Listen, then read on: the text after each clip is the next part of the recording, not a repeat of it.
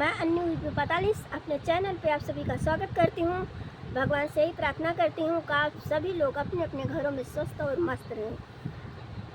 तो ना देर करती है, चलिए मैं बहुत ही प्यारा गीत सुनाने जा रही हूँ। गीत कैसा लगा कमेंट में ज़रूर बताइएगा।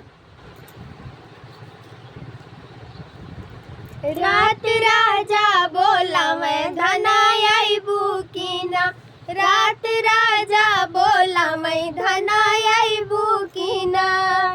कैसे के आई पिया तोहरी से जरिया,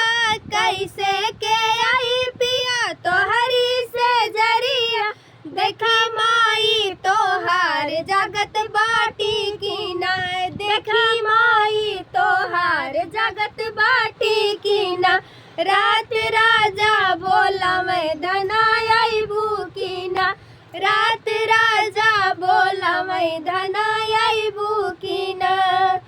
कैसे के आई पिया तोहरी से जरिया, कैसे के आई पिया तोहरी से जरिया, देखी भाभी तोहार जगत बाटी कीना, देखी भाभी तोहार जगत बाटी कीना, रात राजा बोला मैं धनाई बुकीना, रात राजा बोला मैं धनाई बुकीना, कैसे के आई पिया तोहरी से जरिया, कैसे के आई पिया तोहरी से जरिया, देखी दीदी तोहार जगत बाटी कीना, देखी दीदी तोहार जगत बाटी कीना,